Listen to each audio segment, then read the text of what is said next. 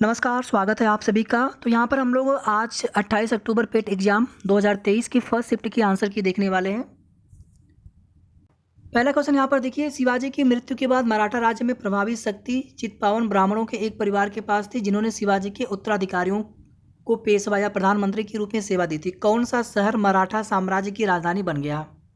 आप अपने question paper के हिसाब से मैच कराइएगा। क्वेश्चन आप देखते चलें, क्योंकि हो सकता है कि आप में ये क्वेश्चन नंबर किसी और सीरियल नंबर पर दिया गया हो। तो यहाँ पर बिल्कुल राइट आंसर हो जाएगा पूना, पुणे। ठीक है, बिल्कुल राइट आंसर हो जाएगा 1 का डी।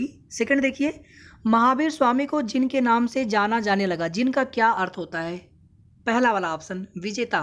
2 का ए हो जाएगा बिल्कुल करेक्ट आंसर। तीसरा देखिए, जैसा कि अशोक की शिलालेखों में उल्लेख किया गया है, मौर्य साम्राज्य में राजधानी पाटलिपुत्र और अन्य 4 प्रांतीय केंद्रों सहित 5 प्रमुख राजनीतिक केंद्र थे। निम्न में से कौन सा प्रांतीय केंद्र नहीं था? यहाँ पर देखिए, ये तीनों थे, तक्षशिला, उज्जैनी, सुवर्णगिरी थे। इंद्रप्रस्थ यहाँ पर नहीं था। तो प्रश्न पूछा कि कौन सा केंद्र नहीं था, तो यहाँ पर राइट आंसर हो जाएगा डी। तीसरे का डी हो जाएगा।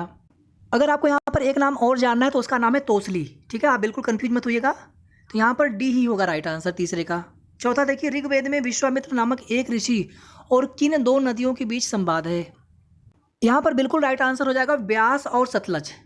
ब्यास और सतलज, बी वाला यहाँ पे राइट आंसर हो जाएगा, 4 का बी। पांचवा देखिए, 1722 ईस्वी में किसकी सूबेदारी सवाई राजा जयसिंह को दी गई? तो आप सभी जानते हैं आमेर। ठीक है, यहाँ पर ए वाला राइट आंसर हो जाएगा। छठवां देखिए, निम्न में से किसने अपने सहयोगियों को यह महसूस करने के लिए प्रेरित किया था कि संविधान सभा ब्रिटिश निर्मित थी और ब्रिटिश योजनाओं पर काम कर रहे थे, जैसा कि ब्रिटिश चाहते थे कि इस पर काम किया जाए? यहाँ पर राइट आंसर बी हो जाएगा, सी राजगोपालाचारी। अगला क्वेश्चन देखिए, चित्तरंजन दास और मोतीलाल नेहरू ने परिषद राजनीति में वापसी पर बहस करने के लिए कांग्रेस के भीतर निम्न में से किस राजनीतिक दल का गठन किया था? तो आप सभी जानते हैं स्वराज पार्टी, 1923 ईस्वी में। 7वें का बी हो जाएगा। 8वां देखिए, कांग्रेस का वह अधिवेशन कहाँ हुआ था जिसमें महात्मा गांधी ने अन्य नेताओं को खिलाफत के साथ साथ स्वराज के समर्थन में असहयोग आंदोलन शुरू करने की आवश्यकता के बारे में आश्वस्त किया था? तो यहाँ पर राइट आंसर हो जाएगा कलकत्ता, वर्तमान में कोलकाता नाम है। 8वें का सी।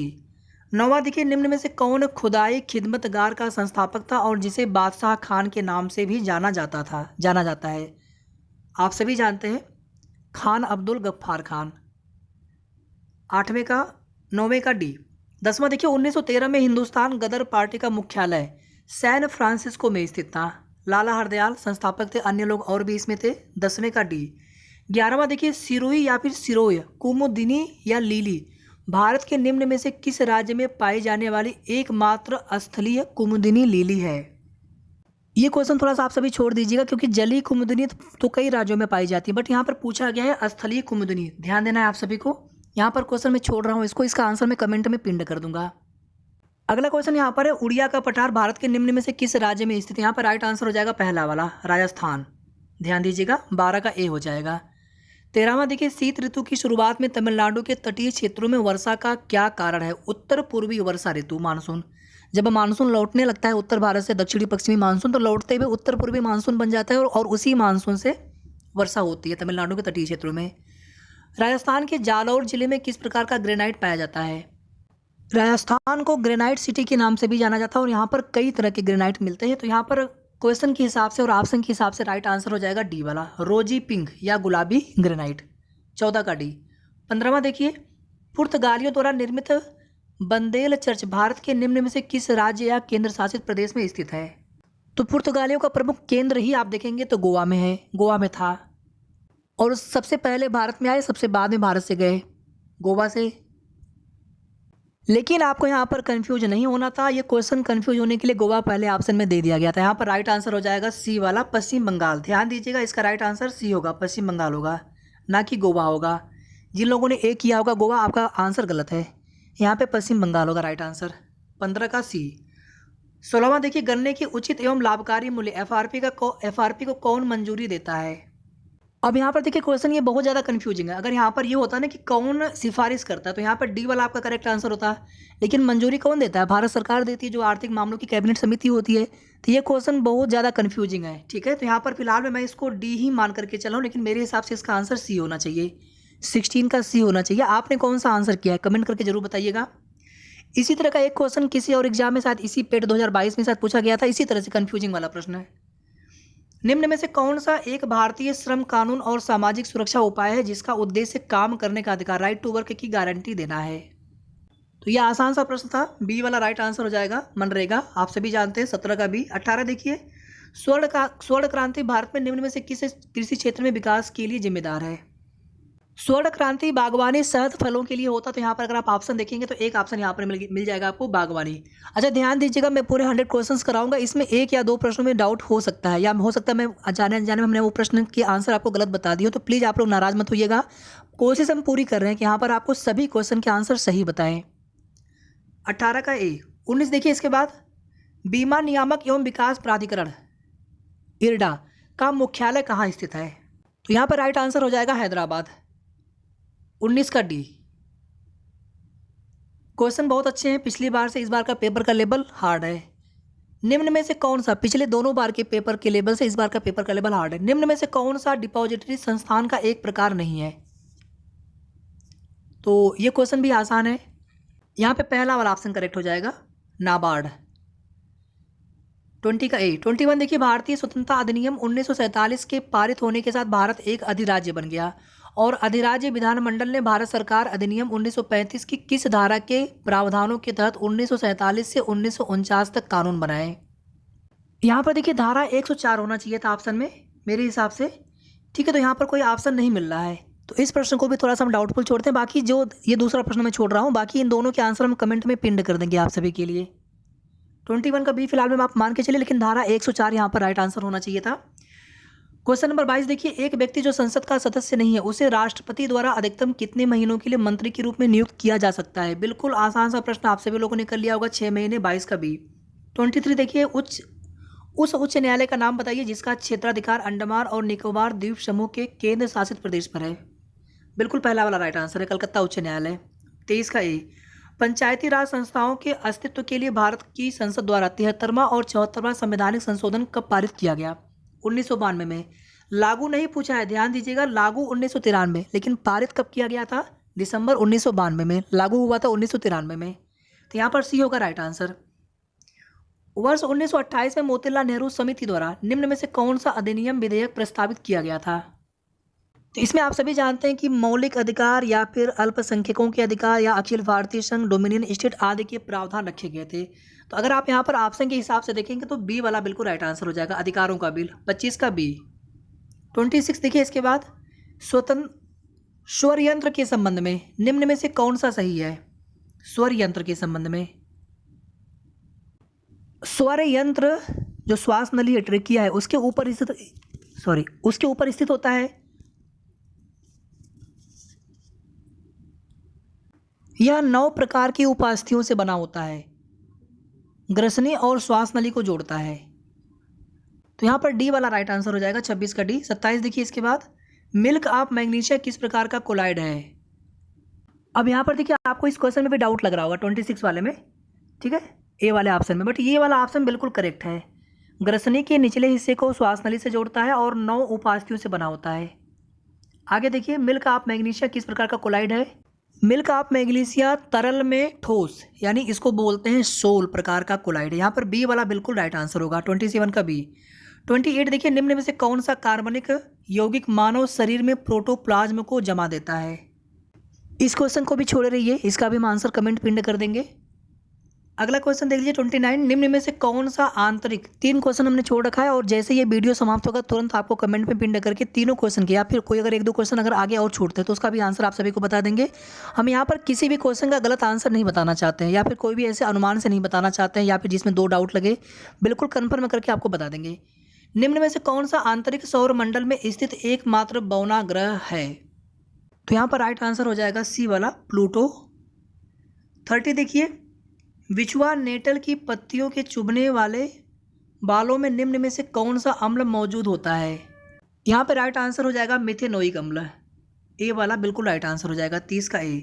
31 देखिए, इंग्लैंड न्यूजीलैंड वनडे मैच में बारिश के कारण इंग्लैंड को जीत के लिए 48 ओवर में 324 रन चाहिए थे। शुरुआती 10 ओवर में औसत स्कोरिंग रेट 6 था। अगले 10 ओवर में यह बढ़कर 8.5 हो गया। इसके बाद अगले 10 ओवर में गिरकर 5.5 पर आ गया और अगले 10 ओवर में फिर बढ़कर 7 पर पहुंच गया। अब मैच जीतने के लिए किस औसत की आवश्यकता होगी? क्वेश्चन बहुत आसान है। अगर आप शुरुआती औसत देखेंगे 48 ओवर में 324 रन चाहिए, तो कितना औसत हो जाएगा? 6.75। ठीक है, अब आप ध्यान से देखिए, शुरुआती 10 ओवर में कितना औसत है? 6 का है, तो कितना रन हो गया? 60 रन हो गया 10 ओवर में। दूसरे में 8.5 का औसत, तो 85 रन हो गया। तीसरे में 10 ओवर में 5.5, तो 55 रन हो गया। बहुत आसान क्वेश्चन है। फिर अगले 10 ओवर में बढ़कर औसत 7 हो गया, मतलब 70 रन बना लिया उन लोगों ने। ये टोटल जोड़ लीजिए कितना आता है। ये टोटल 270 आ गया और 324 में से 270 को माइनस करेंगे तो 30 इधर उधर 54 आ गया। ठीक है, 54 आपको बनाना है। और ये कितने ओवर में? ध्यान दीजिएगा, 10 ओवर नहीं, 8 ओवर में है। ये 8 ओवर में है क्योंकि 40 ओवर यहाँ पे समाप्त हो गया। अब 8 ही ओवर तो बचेगा ना, 48 ओवर का ओवर में बनाना है इसको। तो 54 में अगर हम 8 से डिवाइड करेंगे तो 6.75। यहाँ पे बी वाला बिल्कुल राइट आंसर हो जाएगा। जिन्होंने भी डी किया है ना, आपका गलत आंसर है। यहाँ पर बिल्कुल राइट आंसर होगा बी। उन्होंने क्या किया? गलती से उन्होंने 10 से डिवाइड कर दिया होगा, जबकि लास्ट में 8 ओवर ही तो बचेंगे ना 40 ओवर के बाद। आगे देखिए, मैं यहाँ पर बहुत एक्सप्लेन करूंगा तो वीडियो लंबा हो जाएगा। बस यहाँ पर आंसर देख लीजिए आप जल्दी जल्दी। निम्न में से कौन सा अवरोही क्रम में है? डिसेंडिंग ऑर्डर में है। देखिए इसको, 5/8 कितना हो जाएगा? 6.25 हो जाएगा। 5/8 6.25 हो जाएगा, डिवाइड करेंगे तो। इसके बाद है आपका 9/13। ये आपका हो जाएगा, 1 मिनट, यहाँ पे गलत हो गया, 6.625 रहेगा पहले वाले के लिए। और यहाँ पर हो जाएगा 9/13 के लिए कितना हो जाएगा? 0.69। ठीक है, उसके आगे नहीं लिखते हैं। और इसके बाद कितना है? 11/17। ये कितना हो जाएगा? 11/17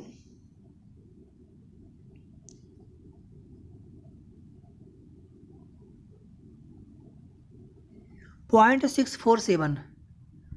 यानी सबसे बड़ा यहाँ पर 9/13 हो गया।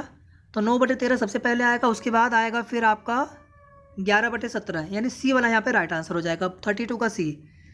33 देखिए, आपको बताना है वर्गमूल इनके। चलिए वर्गमूल देख लेते हैं फटाफट। तो यहाँ पर हम लोग क्या करते हैं? 0.081। सबसे पहले हम डेसिमल यहाँ से ख़त्म कर लेते हैं। तो यहाँ पर क्या हो जाएगा? 81 अपान या 810/64 हो जाएगा। और इसके बाद यहाँ पर करेंगे तो 484 और नीचे हो जाएगा 62/50। फिर यहाँ पर हो जाएगा 25/121। ये जीरो यहाँ से कैंसिल आउट, तो ये हुआ आपका 9/8। फिर आपका हुआ 22/25। फिर आपका हो जाएगा 5/11। इसको थोड़ा और सॉल्व कर लेते हैं। तो 11 दूनी 22 हो जाएगा। ये 4 दूनी नहीं, ये 9, यहाँ पे 9 है। तो 11 दूनी 22 और 2 चौके यहाँ पर 8 हो गया। 5×5 = 25 हो गया। मतलब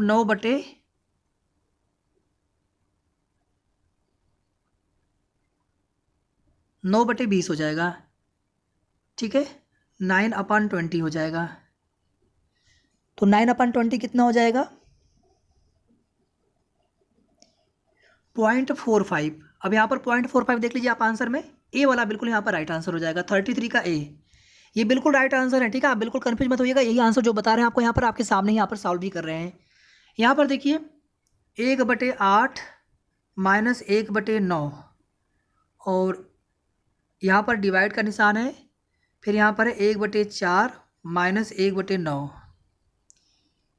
ठीक है, सॉल्व कर लेते हैं इसको। इसका मान कितना होगा आपसे ये पूछा गया। तो 9/72, यानी कि 1/72 हो गया। डिवाइड में तो इसको उल्टा कर देंगे हम लोग। 9 में से 4 गया 5 और 9 चौके 36, यानी 36/। अब मैं कैसे कर रहा हूँ आप सभी को समझ में आ रहा होगा। यहाँ पर 36 दूना 72, 1/10। ठीक है, तो यहाँ पर राइट आंसर हो जाएगा आपका डी वाला, 34 का डी। 34 का डी हो जाएगा राइट आंसर। 35 देखिए, दिव्या अपने मासिक वेतन का 24% भोजन पर और 15% अपने बच्चों की शिक्षा पर खर्च करती है। शेष वेतन में से वह 25% मनोरंजन पर और 20% परिवहन पर खर्च करती है। अब उसके पास 10,736 रुपये बचे हैं, तो दिव्या का मासिक वेतन कितना होगा? चलिए देख लेते हैं। अब मान लीजिए उसका टोटल वेतन कितना है, 100 रुपये है सपोज दैट। यहाँ पर इसमें से 24% भोजन पर और 15% बच्चों की शिक्षा पर खर्च हो गया। 24, 5, 29, 39, तो कितना बचा यहाँ पर? 61% बचा। ठीक है। अब शेष वेतन में से वह 25% मनोरंजन पर और 20% परिवहन पर खर्च करती है, तो कितना? 45% है।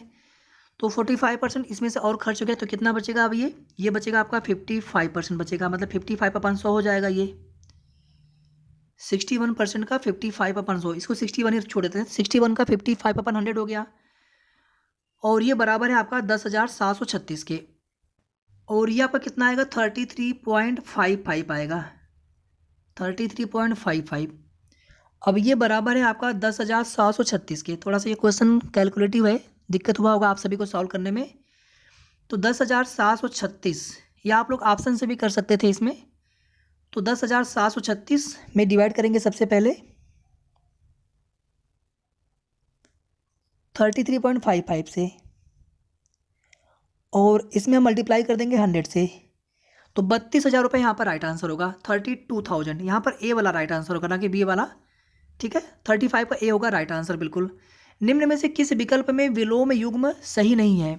औचक, अक्सर, डावाडोल, अस्थिर, छिड़कना, पुचकारना, गाफिल, खबरदार।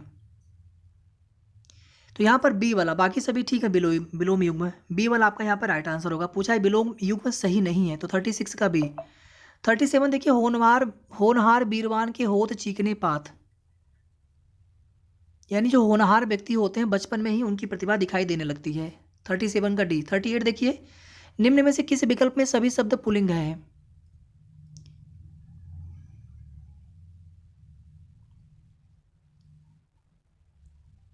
तो यहाँ पर राइट आंसर हो जाएगा डी वाला। आप ना इसको वाक्य में प्रयोग करके देख लीजिएगा। 38 का डी। 39 देखिए, निम्न में से किस विकल्प में शुद्ध वाक्य है? पहला वाला गलत है।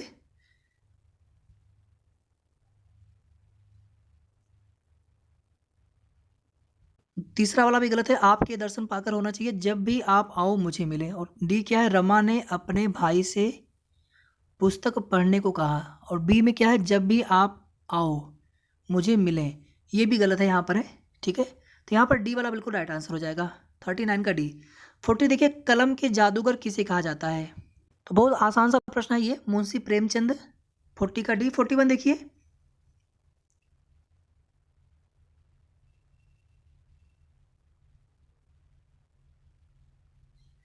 ठीक है।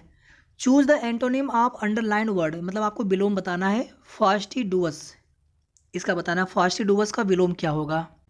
देखिए, फास्टिडुअस का मतलब ऐसे हो गया ना कि जैसे कोई चीज़ हम लापरवाही में करते हैं, या उसको हम इस तरह से करते हैं कि चीज़ें संभव नहीं हो पाती हैं। ये तीनों लगभग सेम सेंस है, तो यहाँ पर पहला वाला राइट आंसर होना चाहिए मेरे हिसाब से। 41 का ए। 42 देखिए, put the correct form of the verb I am the person who to be, यानी मैं वो व्यक्ति हूँ जो होना चाहिए या जो है। तो यहाँ पर क्या हो जाएगा इसका?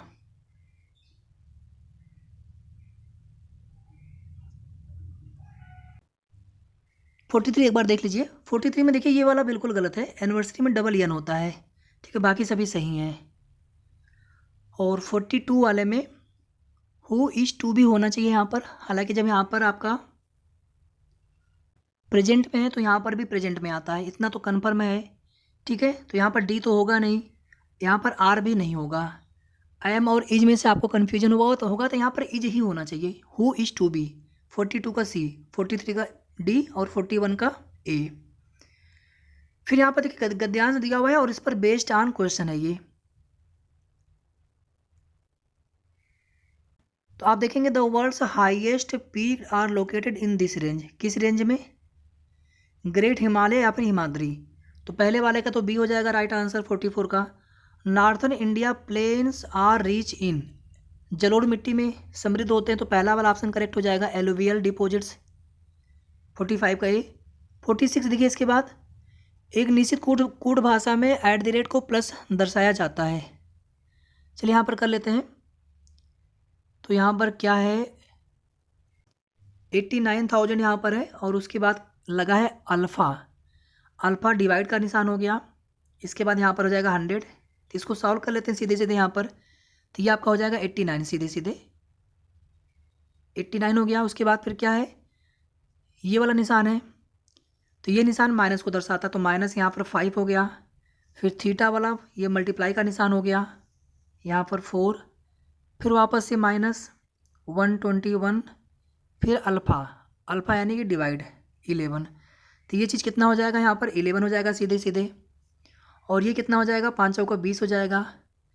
अब 89 में से 20 गया तो कितना 79 69, और 69 में से वापस 11 गया तो 68 और 58। यहाँ पर राइट आंसर कितना हो जाएगा 58 हो जाएगा।